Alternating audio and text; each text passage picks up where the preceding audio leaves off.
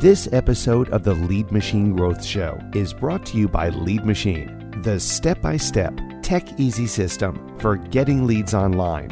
Are you struggling to get leads from your lead magnet? Are you tired of seeing low conversion rates and losing potential customers? It's time to revive your lead magnet and start attracting more leads. Download our free report, 10 Deadly Lead Magnet Mistakes That Are Costing You Leads, and learn how to create a high-converting lead magnet that engages your audience and drives conversions. Don't let common mistakes hold you back any longer. Revive your lead magnet today and download your free report at www.getleadmachine.com/deadly. Welcome to the Lead Machine Growth Show, where you will discover how to tackle your tech, master your message, and design your dream. Paul Guyan, the mastermind behind the Lead Machine, introduces you to trailblazers who inspire you to implement life-changing solutions and systems you can model to nurture your leads and get your offers seen by your ideal clients who will invest in themselves and you. Be sure you visit our website at www.leadmachinegrowthshow.com. While you're there, subscribe to us via your favorite network. Now, tune in and get ready to transform your vision into reality. So, do you think email is dead? Well, on the contrary, it's alive and well, as you'll soon find out.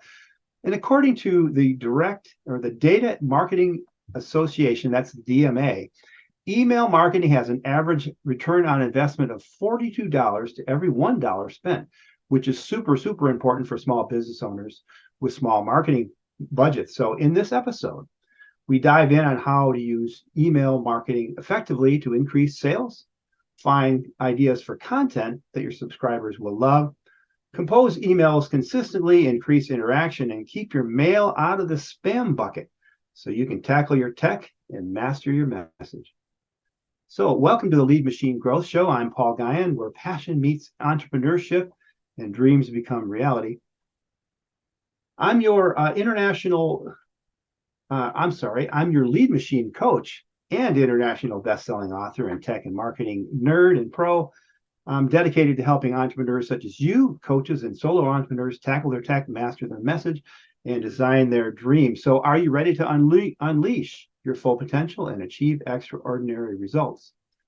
If so, you're in the right place. We'll dive into the strategies, insights, and stories of trailblazers like our guest today, who've overcome the obstacles of tech, marketing, and mindset and are making a huge impact on their audiences and their customers. So buckle up and get ready for an exhilarating ride with inspiration, motivation, and practical advice. Whether you're just starting out and looking to take your business to the next level, let's get this conversation started right now and turn your dreams into reality. So, Rob Fortier, is that how we say your name? Fortier? Yes, as also Fortier. If you speak Fortier. French, you could say it that way. Yes. Fortier. Well, I'm Paul Guyan. Okay. Robert Fortier. Yes. He's had many careers in a variety of fields, including theater, which is really cool because I'm a drummer and I've been in performance for many years. Advertising and the greeting card industry, which is pretty cool for getting attention, I think.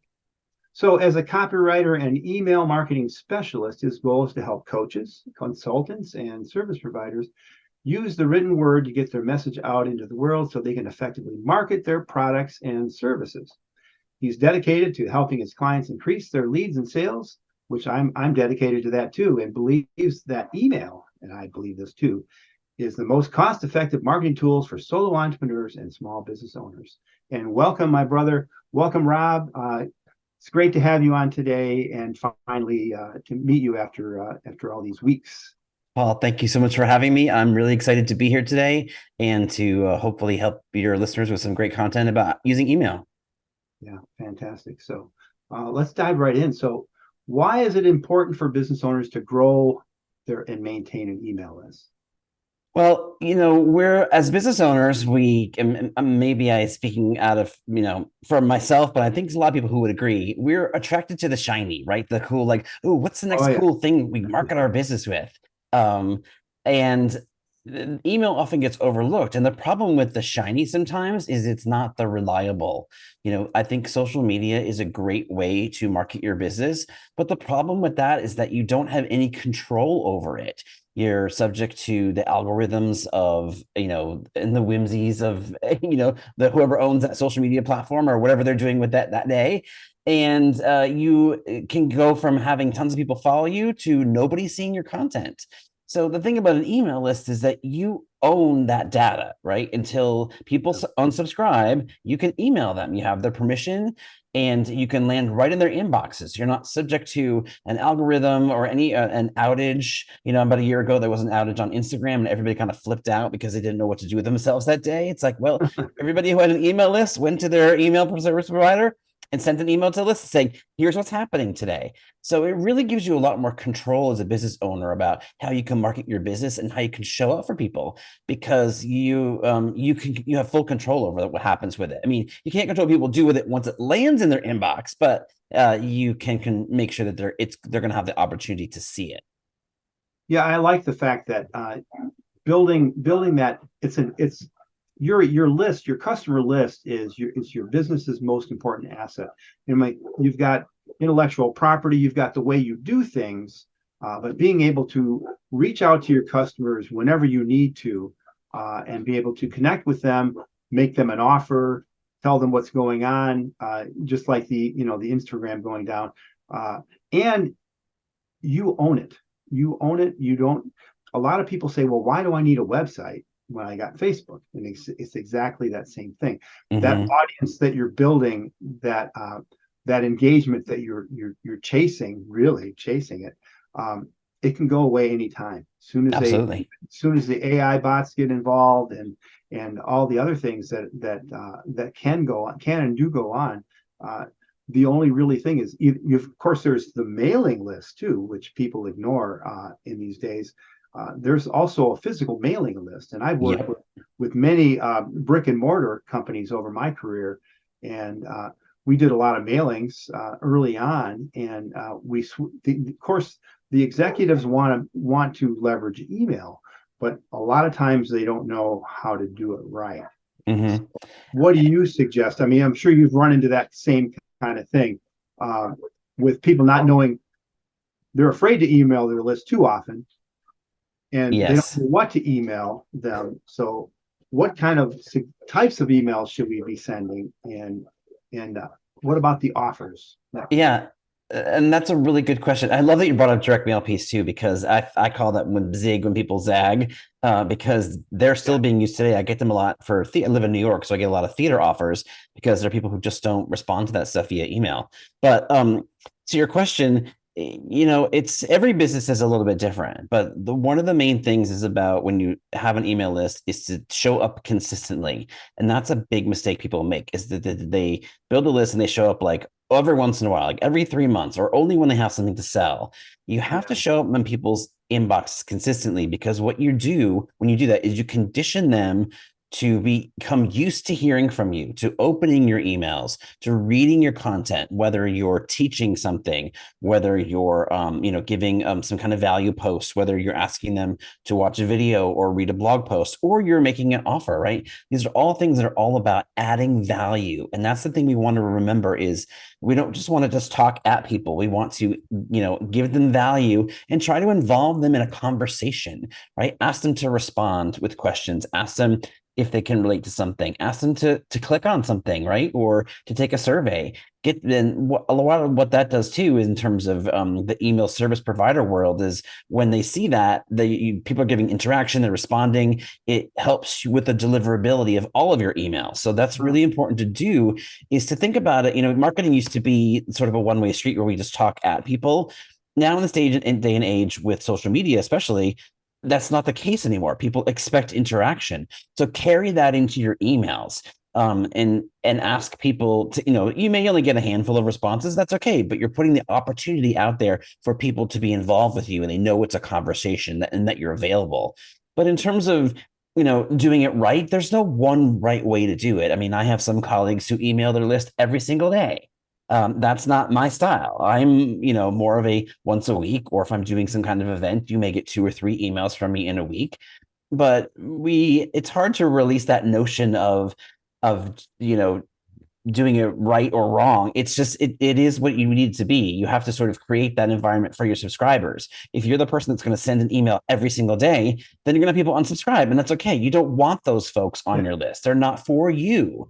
So you get to set the terms of how that works, but you do have to provide valuable content with that. So it's kind of up to you about what you can if you're, if you have people that work for you or you have VAs and you have people helping you, great. Maybe you can email more often. But if you're a one person business, like a lot of folks are, then you have to say, okay, this is the allotted time I have to do my marketing this week. What's more important? Is it to do one email or is it to try to do 17?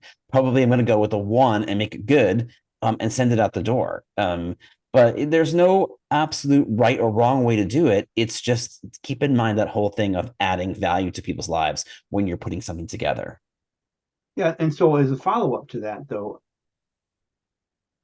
a lot of people, I have a mastermind group of solo entrepreneurs and healers, and I teach them how to create lead machines. And we talk a lot about just the whole delivery process, the delivery of the lead magnet, and follow up and nurture to get them to take that, to open a loop, like you mentioned, to engage them in a conversation, to get to that point. And a lot of my clients are coaches, and so they're looking to get them into a discussion with as a discovery session, if you will. But then there's also, if I'm going to send so there's the email that are tied to the lead magnet. So Yeah. let's not talk about that for the moment, because we'll talk about that in a minute. But what do I send on a weekly basis, and how do I plan to get that? So I've got people opting in for my lead magnet. I got people who've signed up for my newsletter or on my website or just contacted me, and I put them into my I let them know, and I put them then into my long-term nurture. So how do I figure out what to send them on that weekly basis? I like to go sort of old school with this and just take a big blank calendar for, like, let's say the next month and say, okay, what have I committed? I start with the promotional things. Like, am I selling something this month? Am I making an offer? Have I agreed to do a partnership with somebody else and I've agreed to email my list on their behalf? Those are the things I fill in first. Like, where did those dates have to go? And then around that, I try to make sure that at least once a week there is another type of content of, okay, I'm gearing up to like sell a program about, let's just say you brought up lead magnets, to sell a program about lead magnets, right? And the week or two before, I want to start sending out some valuable tips about those and sort of bring up the issues around, well, if you don't have one that's working well, or if you've never created one, start talking about that so it's top of mind for people with the offer that's going to be coming up down the road. So start with the whole promotional thing and then go. And if you don't have anything that's coming up, great. Then that's a place where maybe one week you give a little bit behind the scenes. People love seeing the inner workings of a business. And that's what's cool about social media is people show all these videos about how stuff is made or what a workday looks like. Carry that into your email. What's an issue that you've been dealing with that you've come up with solutions for, or maybe you haven't solved the problem with, and you say, hey, who has some tips on this or who has some resources? I'd love to hear. Here's what I've taken so far. So you can give insights. You can teach people stuff if you've got stuff, especially there's lots of stuff you can break down into like 3 to 5 steps, and you can make that a short 300 to 500 word email that's adding value, and it's quick for you to send off, and it's a touch point for people. So start with the big rock, as I called them, and then plan other content around that to make sure that you're not just going, oh my gosh, I got to send an email tomorrow, what the heck do I write? You can put it out in advance so you have some idea. So planning in advance, and you recommend one at a time, or 6 months at a time, 3 months, or whatever you can do, I suppose. Exactly. I usually keep at least a calendar of like 3 months because it's a lot of times when my promotional stuff gets planned or my partnerships. So I may not fill in the details around that until I get to the month before, but I have at least a 3 month, if not farther out, working calendar on that, so I don't drop stuff. Right. And the elephant in the room that we've been talking about, everyone's talking about, is AI. And so, and what I do and what I teach my clients to do is to use the AI chatbot, for a lack of a better word, as kind of a writing assistant.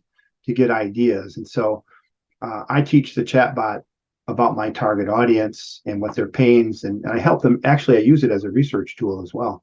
But then I use it to get ideas for what I should, maybe if there's things that I can teach around some of their pain points. I might not be able to do all of them, and so that's a clue to go out and do some research and see how I can solve those problems. Yeah, But absolutely. are you using the AI to? I do. I'm so glad you brought that up, because that seems to be the topic, no matter where I am, that everyone wants to bring up. And I'm glad to hear that you're using it and you're teaching people to use it, because I do think it's a valuable tool.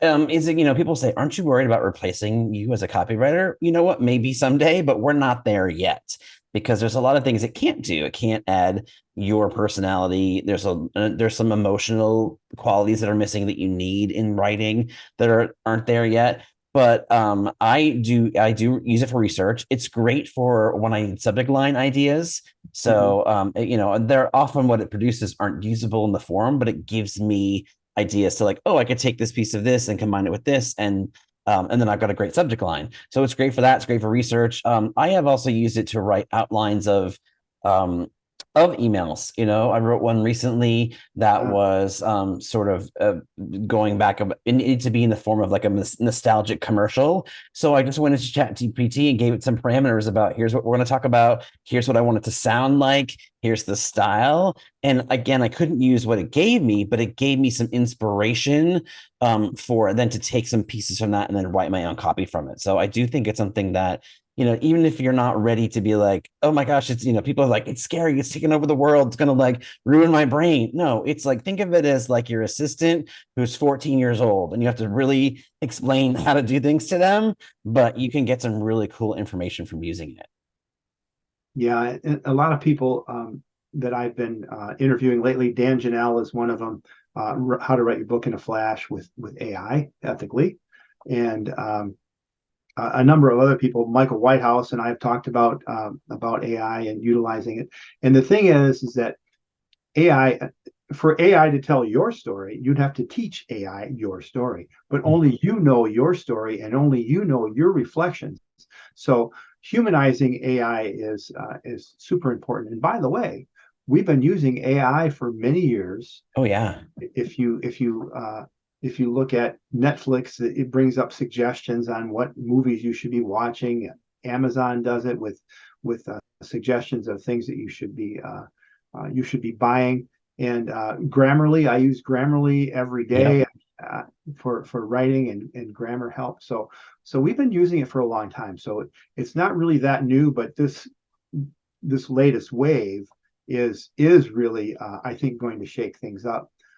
But there's always going to be need for us to either teach it what to do and to use it as a tool to for the common good. So I don't think the AI is going to take over, but it's definitely going to be a disruptive technology.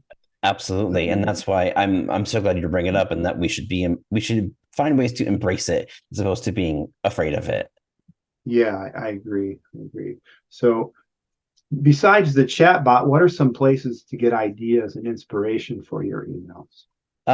So there's all kinds of ways. If you're in any groups online, Facebook, LinkedIn, I love to go into those groups and look and see, what are people talking about? What questions are they asking? The website Quora.com, Quora, is a great place. You can search by topics, and people ask tons and tons of questions. I like to read the answers, because sometimes the answers are they're entertaining sometimes, especially when they're not very accurate, but it also sparks more questions about, okay, what did this person get their answer to, like how was the question answered, but did it really complete the answer? So that's a great place for topics, or what are people talking about right now? I also like to use Amazon. I go and look for books on my topic and go to the table of contents. If you can do the look inside feature, sometimes just the table of contents will give you ideas for topics that you can write about. Also like to read reviews, not the like the 5-star reviews. People are like, oh, my mom read it and she said it was awesome. Like, read the 2 or 3-star reviews, where people are saying, I really like this book, but I wish it had talked about, or I thought this was missing. That can be something you can use for a topic. So they're kind of everywhere. You just have to sort of keep your eyes open for it. I also love I don't know if you've used this, you probably have the answerthepublic.com website. Have Yeah. you used that? Uh-huh. I think that's brilliant because you can put in a topic and it generates all kinds of questions and ways to talk about a topic. So, and that's free to use too, which is, I love about that too, because you can get so much information from it very quickly. Yeah, you can go down a rabbit hole really quick too. Yes. Like waste a lot of time. And Yeah. of course, and of course, you need to know your topic really well to say, oh, that doesn't apply here, or that doesn't apply for my target audience. Yeah. Yeah. So But it's fascinating to play with though, for sure. yeah, yeah. I'm going to mention that. Answer though. It's answer the public. Yeah. Answerthepublic.com. Yeah, I'm just taking some notes here as we go. Sure. Now I run into this quite a bit. One of my clients has probably 8 or 10,000 emails, and a lot of them are unengaged. And so, what do you do with subscribers that? I mean, they don't want to purge them because that's their list, but they exist elsewhere in the business, in the database, in the accounting system. And when they order, but they don't always open their emails. So, what do you do with subscribers that don't open emails? Well, one of the things I tell people is to think about your email list as sort of like a living, breathing organism, or like the ocean, right? Like the waves come up and then they sort of roll back, and then they go a little higher and they roll back. So don't think of it as like a collection. Think of it as something that's going to change over time, and be okay with that. Be with people coming in and people leaving. So with people who don't engage, that really hurts your numbers in the long run, right? It's hurting your open rates. The email service providers are noticing, okay, this person isn't opening stuff. So one of the things you don't want to just get rid of them, obviously, but one of the things you want to do is try to re-engage them, right? Send them a personal email. You might also put together a campaign that says, we've noticed you haven't been opening these emails. Do you want to keep receiving them from us? And then they may be like, oh my gosh, I've been busy. And they might say, yes, I want to keep getting them. And another great way to do that is to offer some sort of incentive when you do that. Like maybe you have some kind of bonus you can give them, saying, I'd love to keep you on the list. And as a thank you, I'd love to give this to you if you want to keep receiving the emails. If you do that a couple of times and they don't respond to you, then I would say go ahead and unsubscribe them. You don't have to purge them from the list because you can keep that data. But if you can unsubscribe them, usually that is kept in there inside your email service provider. And if they do come back, all that data will still be there with the history. But you really don't want to carry people if people are going like 6 months and they don't open anything or respond to anything, it's not serving you as a business owner, and it's actually really hurting you and your deliverability. Yeah. What I do is I have a dynamic list that has rules on it that if they haven't opened the last X number of emails in the last number of times, then they go into this dynamic list. And so I don't send it to. I make sure that I filter out those and don't broadcast emails to them. So as we go, that list grows and shrinks, and depending on what you said, that ebb and flow of that growing organism of your email. Yeah. So that seems to work. But I think you should do that. You should take a look at your list on a regular basis, don't you? How often should we be looking at it? I'd say every 90 days. That's a good time to take a break and look at it. That's a good rule of thumb to do. I know sometimes for some people that's difficult to make that time, but really it will help you in the long run to just take even just half an hour, and you can sort that stuff. Usually it's pretty easy to get that data pretty quickly. Right. I'm sorry. If it's hurting your deliverability, yeah, then you really shouldn't send to them at all. So when you're sending out that weekly email, you should be, every time you send an email, you should be monitoring it. What are some of the things we should be looking at when we're sending an email, and finding out how many people opened, how many were sent, did anybody unsubscribe, those kinds of things. What are some statistics that we should be paying attention to? Well, I mean, the first one obviously is open rates, and some people, legitimately just don't open stuff for a while. They just skip things and then they come back to you. So that's why I like to do it every, 90 days, give people a Yeah. chance. But so open rates is the biggest one, right? You want to be, I always tell people you want to really be at least at 25%, but the goal is to be much higher than that. If you're running at like 10% open rate, then you've got a huge problem. That either people you've got the wrong people on your list or you're offering the wrong kind of content. So it's 25 and up is you're in a good spot.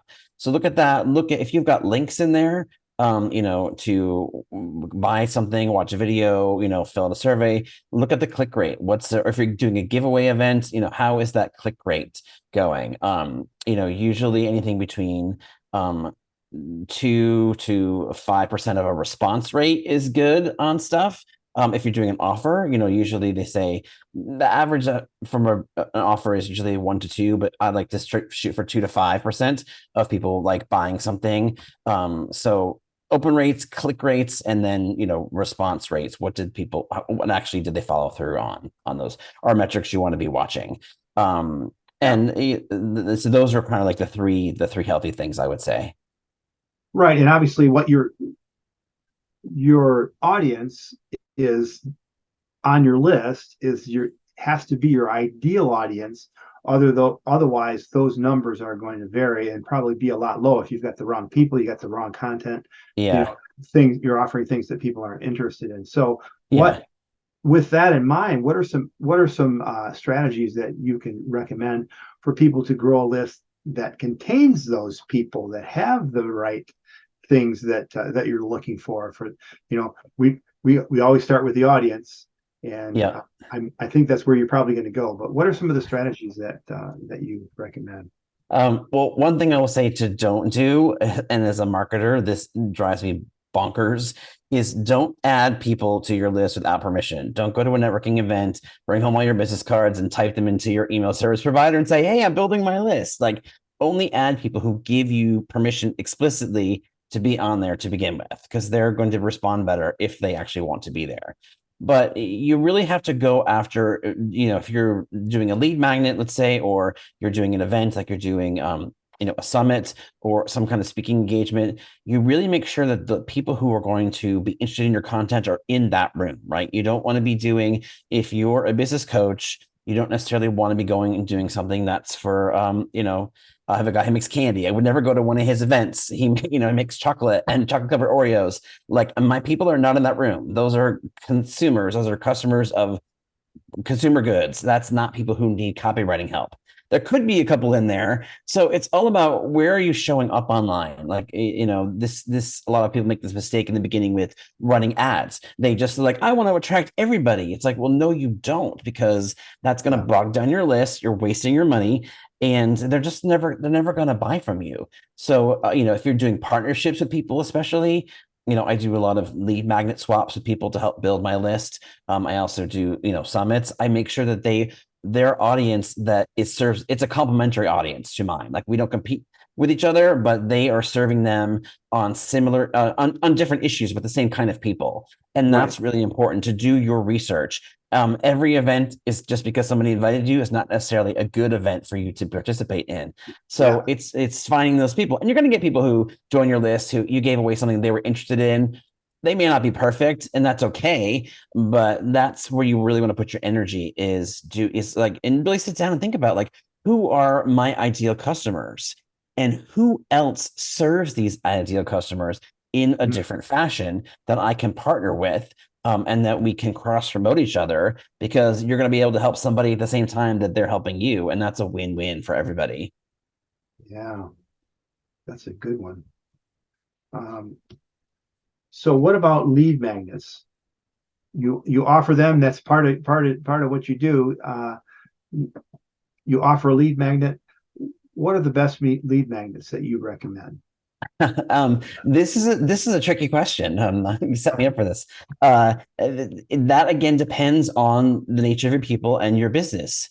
For some people, giving away, a guide, a checklist can be great, something like that, something that's easy, a PDF that's consumable. I mean, the biggest rule of thumb is you want to make sure that it is consumable quickly, right? You don't want it to take 5 hours. So giving away your 300-page ebook is not a good lead magnet. Consumable, you want to make sure that it's valuable and that it solves a specific problem. Don't try to solve everything in the world in one lead magnet, so something that has a specific problem is really great. So the form, like quizzes are really popular right now. You see a lot of people promoting those, and those are great because there's engagement with it. People like to know, oh, I'm this and this on the whatever scale, on the marketer scale. Like, that's pretty cool. So those are great too. But to me, it's less about the format than it is about what is it going to help somebody achieve and why would they want that.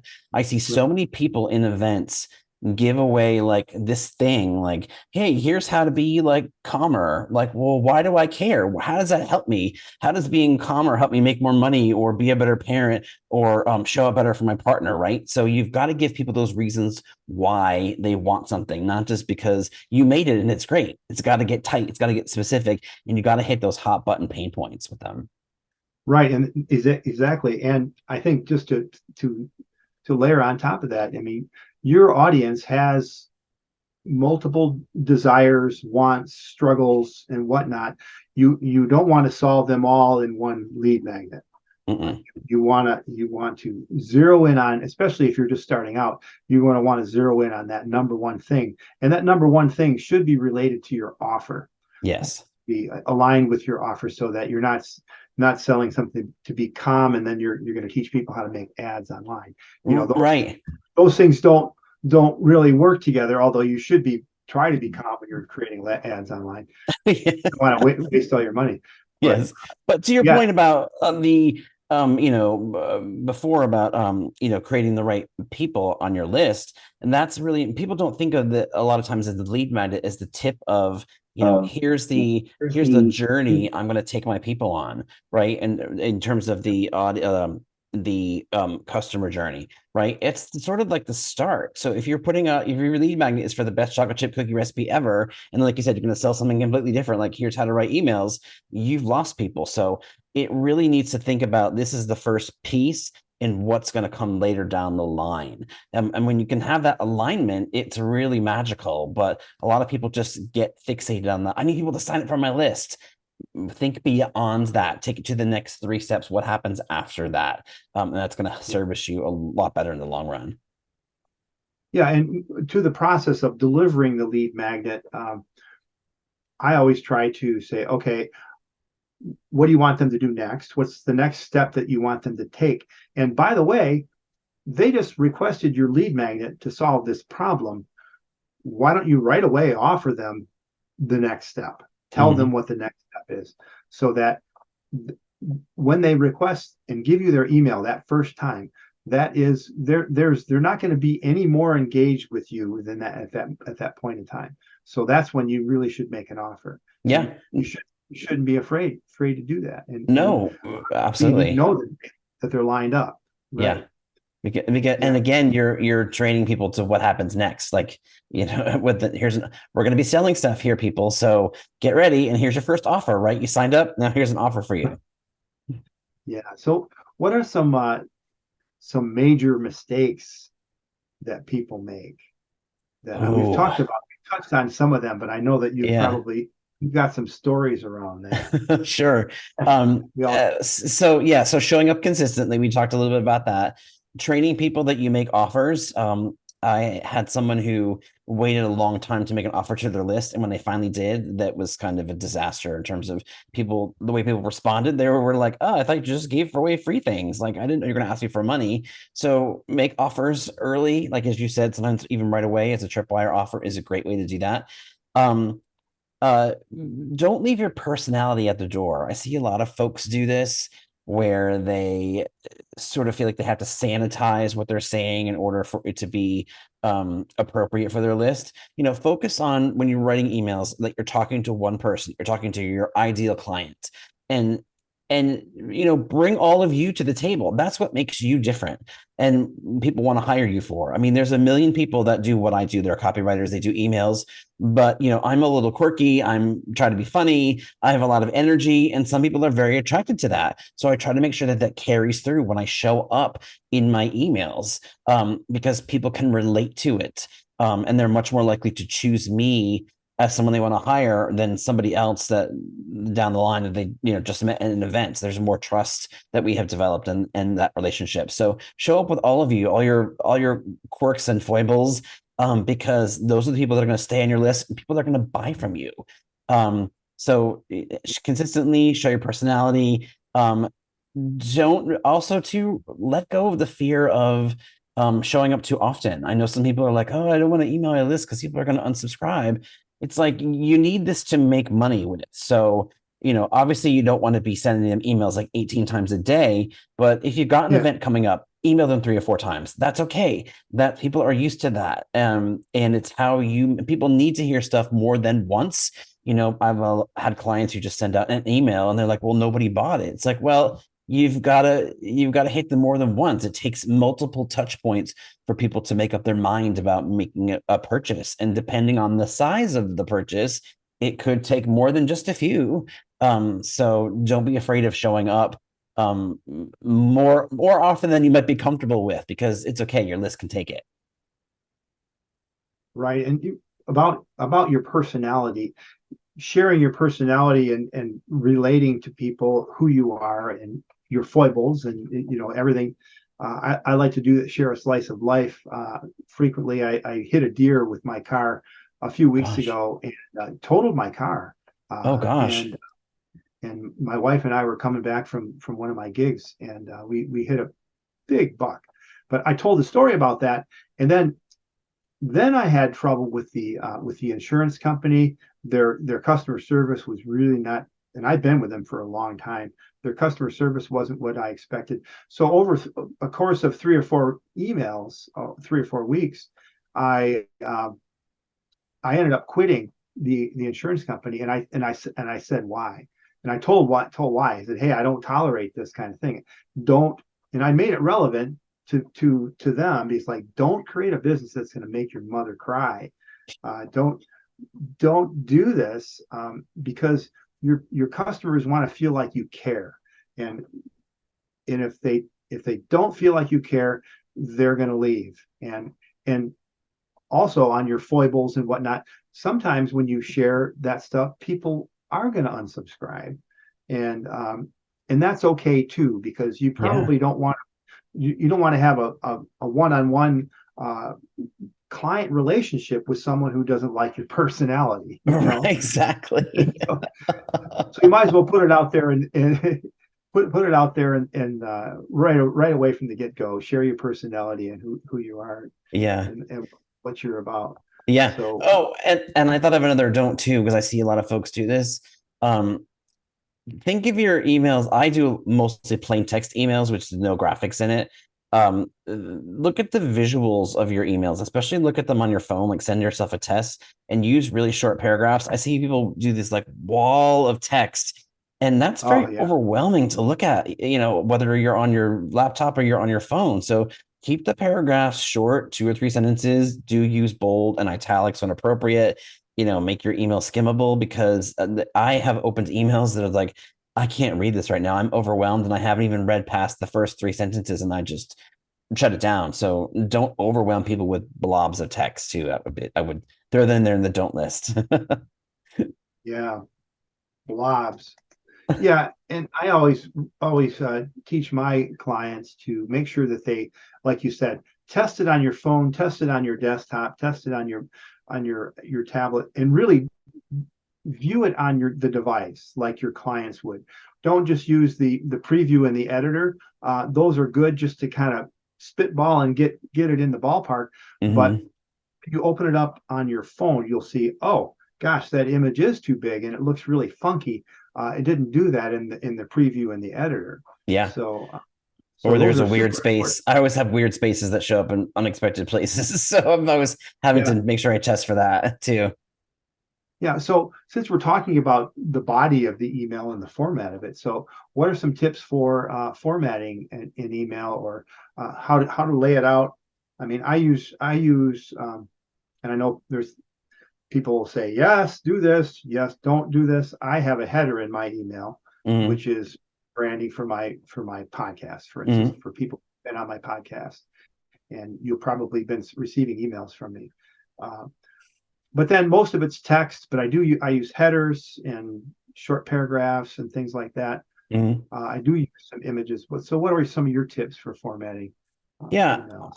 I mean, I go back and forth on headers. I don't think that they're bad. I like to limit the images, and I tell people to one usually, or sometimes two, because you know what happens is when you start putting a lot of images in, is that you look like Macy's, right? You get flagged by Google saying this looks like a promotions thing rather than an email, so we're gonna stick it over here. So that can help you avoid that box a little bit by limiting the number of images. And if you use emojis, those are so tiny, like those don't count in your subject line and whatnot. So don't sweat those, but don't go overboard with the images.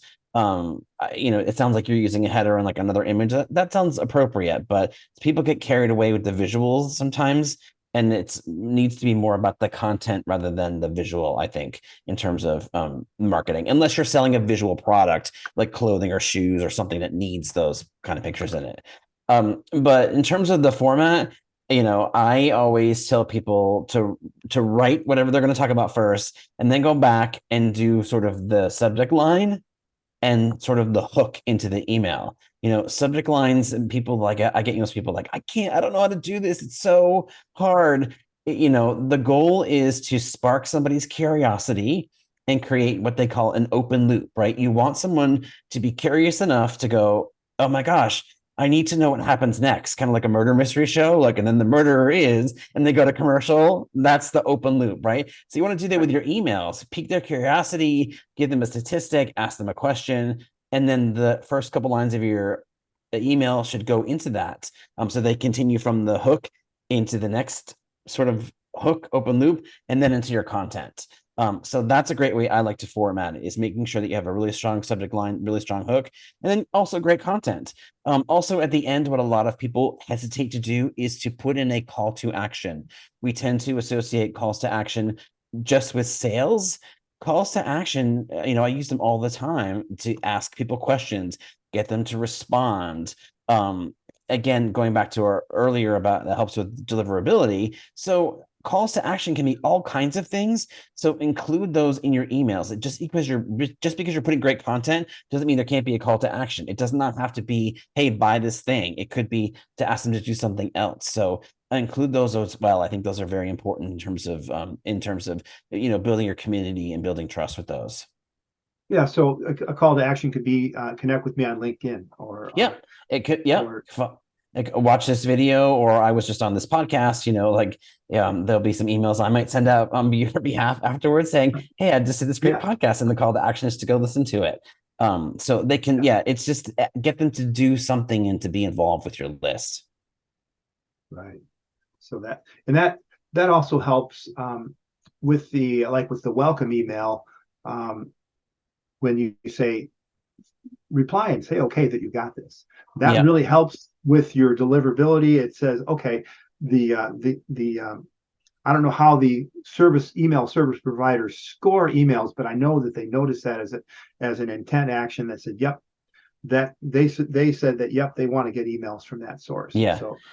so that's good for that. I'm glad you brought that up, because that is like the number one thing you can get someone to do when they first join your list, is to respond to an email. So thank you for bringing up that point, because that is, so people think it's like to click on the thing. No, it's to get them to respond. That sends up a big flare to like, yes, this person wants these emails, send them. And that would be a good way to stay out of the spam bucket too, I would imagine. Absolutely, because then you've been replying to those emails. I mean, the spam, we could talk for another hour about spam filters and all the things you can do to get in and out of them, but that does help in terms of if people reply to the emails, to keeping you out of that box. Right. Right. Okay. What else? Is there anything else that we should cover that you'd like us to cover? Uh, I Gosh. guess keeping business owners engaged, keeping Yeah. the people engaged. So what are some tips there that you can offer? You mean keeping people engaged in terms of that getting your emails and stuff? Yeah, yeah, One of the things I try to do is vary the content, right? Don't send out the same kind of content every single week. Like, I mean, I am on a coach's list, and she sends out every Monday. She sends out like a motivational quote, and she tries to get people to go to her blog. And after like you've seen that a bunch of times, you're just kind of become numb to it. So switch up the kind of content. Like teach one week, offer resources. Like resource emails are really easy to write. Like write a short thing about the five new apps you've discovered or programs you've used or books you've read or podcasts you've listened to, right? Those offer resources. So keep mixing it up. Because what happens is that when you put those offers in between, the people aren't like, oh, here's another offer from Rob. I've gotten other things in between. So keep them mixing up, keep asking them questions. But also too, like take a break from that sometimes and ask for their input. Like every once in a while, I'll send out a survey saying, hey, here's some topics I'm thinking about developing a program for, or here are some topics I'm thinking about, writing about in the coming months. Vote for your favorites. So that's another way to keep them engaged, add a call to action, and to not have to spend a lot of time creating content. So just keep mixing it up is a great way to do that. Let's keep them and find, again, also look at those numbers, see what people are opening, right? Sometimes you think, oh, I just wrote the most brilliant piece of content or the most brilliant subject line. And then you check it 4 days later, and you're like, wow, that didn't do so well. So, experiment to keep them engaged because what you think up here is not necessarily what your readers are thinking. So making sure you're making decisions based on what to put out there, based on what actually happens, not on what you think should happen with your email list. right. Stats are important. I nixed a long-term content series that people who qualified and who asked for a certain product category, they would get a series of emails once a week from the blog. And I looked at it and I said, well, the people they're opening the first 5, but these next 7, I said, nope, they're not doing that. We're just we can promote those standalone. That might be a good resource because they're good, but like you said, they get trained to ignore. And so varying the content is a really great tip. I hadn't thought of that. Excellent tip. Yeah. So, and you're looking at your fact which is great too. I love that you knew after 5 emails, this is the drop off point. So yeah, cut it, cut it and repurpose it for something else. Time to cut it. So as we wrap up with your final words, what are 3 things our listeners can do to put these ideas into action? So I would say start with making a plan for your content, right? If you start doing things like I've sent out this email in an hour, you're not going to be putting out your best stuff. So take a blank calendar, write down some ideas. You can move the things around, but start with some sort of plan going out. If you're not actively building your email list, I would say start now, start asking people to join your list. Even if you don't have a formal email service provider yet, take notes of ask your past clients, ask connections on LinkedIn, ask people contacts in your phone that you've been chatting with. Say, hey, I'm starting an email list I'm going to talk about X, Y, and Z. Would you like to join? And if they say yes, say, great, give me your best email address. Start before you're ready, because if you wait till you need it, it's too late to build an email list. You need to start now. That I've heard that on podcast after podcast. People like, I wish I'd started that earlier. So start now. Yeah. And I would say the third thing in terms of action is give yourself time every week to start writing.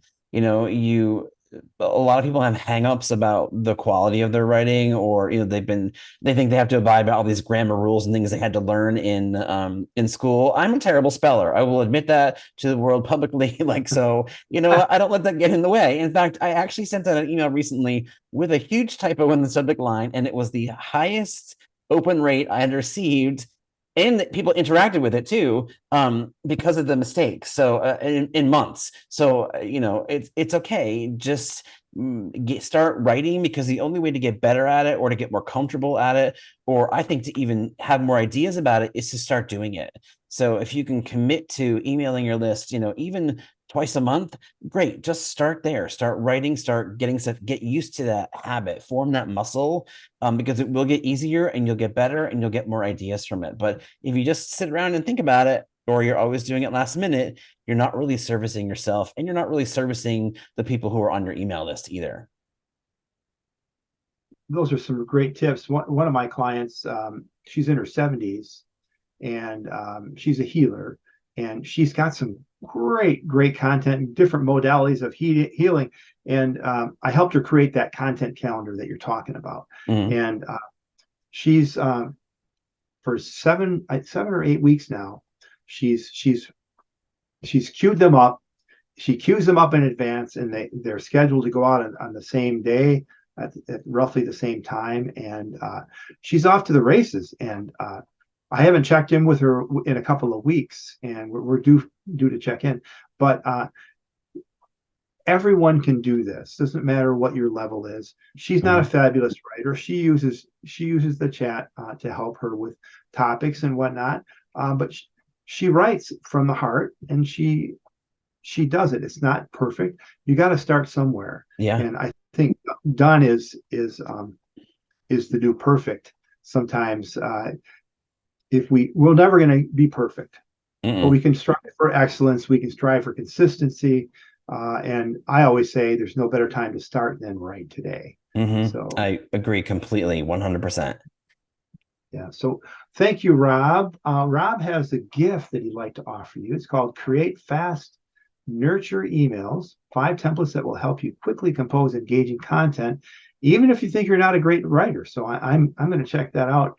You can pick that up at www.nurtureemailtemplates.com. So that's www.nurtureemailtemplates.com. So is that right? Yes. Okay. Well, my brother, thanks so much. And remember, everyone, faith and action go hand in hand. So put the pedal to the metal. And until next time on the Lead Machine Growth Show, I'm Paul Guyan, and it's Rob Fortier. Thank you so much. Fortier. Thank you so much for coming. Thank you for having me, Paul. This has been a lot of fun. All right. Till next time. Thank you for tuning in to the Lead Machine Growth Show with Paul Guyan, where we show you how to tackle your tech, master your message, and design your dream so that you can transform your vision into reality. Remember to visit our website at www.leadmachinegrowthshow.com and enjoy even more great episodes like this one. Again, while you're here, subscribe to us via your favorite network. We look forward to seeing you next time on the Lead Machine Growth Show.